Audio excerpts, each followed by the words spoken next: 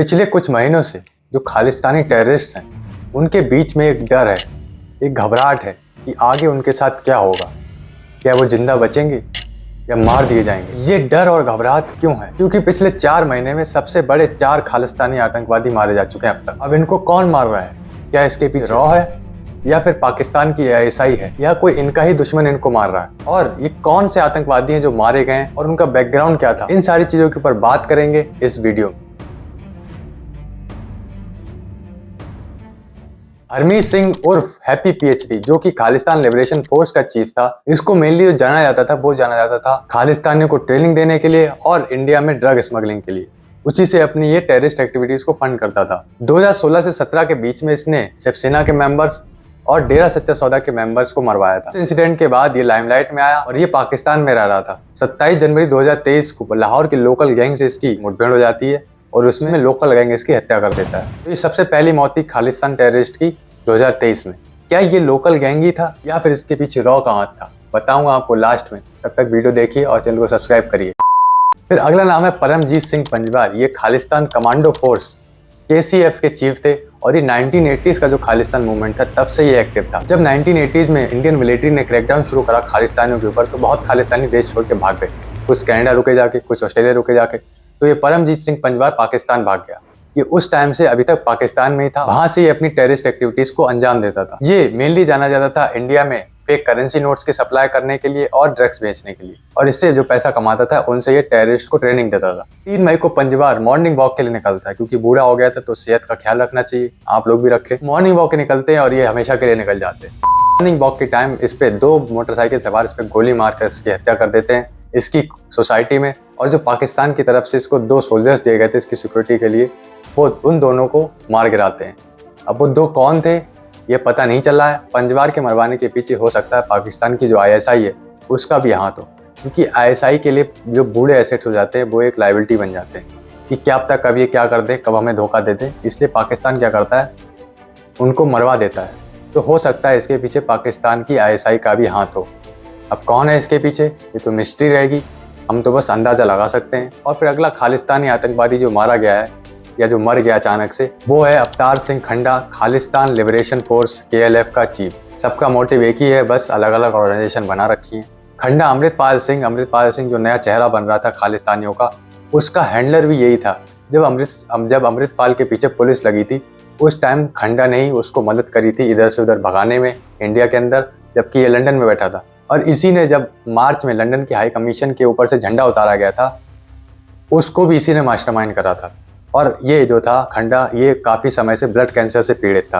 15 जून city hospital ब्रिमिंघम में ये भर्ती था, तो वहाँ पे इसकी अचानक हार्ट अटैक या हार्ट फेलियर से मौत हो जाती है, जबकि इसको था ब्लड कैंसर। आशंकाएं जताई जा रही हैं कि इसको जो है पॉइजनिंग से मारा गया है।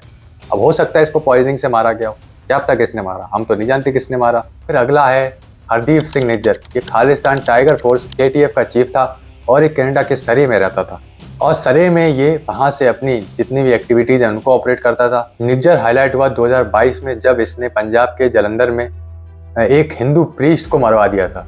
उसके बाद से ये NIA की मोस्ट वांटेड लिस्ट में शामिल हो गया और इसके ऊपर जितने भी अब तक मारे गए हैं उन पे नहीं, लेकिन इसके ऊपर NIA ने 10 लाख का इनाम रख रखा था कि जो भी इसको ढूंढ के लाएगा या मारेगा उसको 10 लाख रुपए मिलेगा। तो हरदीप सिंह निज्जर को 19 जून जहाँ पे रहता था सरे में, वहाँ के गुरुद्वारा गुरु नानक सिख गुरुद्वारा जहाँ का ये हेड भी था, गुरुद्वारे से आ रहा था तो गुरुद्वारे की पार्किंग में इसकी 2 लोग इसको गोली मारकर इसकी हत्या कर देते हैं। कौन लोग थे ये पता नहीं, लेकिन इसको भी मार दिया गया है। निज्जर के साथी गुरपतवंत सिंह पन्नू, ये सिख ऑफ जस्टिस ऑर्गेनाइजेशन जो कि USA में बेस्ड थे उसके हेड है। पन्नू भी जब से निज्जर मरा है तब से ये गायब है, दिख ही नहीं रहे कहाँ गए। इसका क्या प्रूफ है ये गायब थे? इसका प्रूफ ये है कि ये कुछ ना कुछ सोशल मीडिया पे पोस्ट करता रहता था, फिर चाहे वो खालिस्तानियों के लिए वीडियो मैसेज डालना हो या फिर चाहे वो कोई ऑडियो मैसेज हो। निज्जर की मौत के बाद ये सब बंद कर दिया इसने, दिखा ही नहीं कहीं।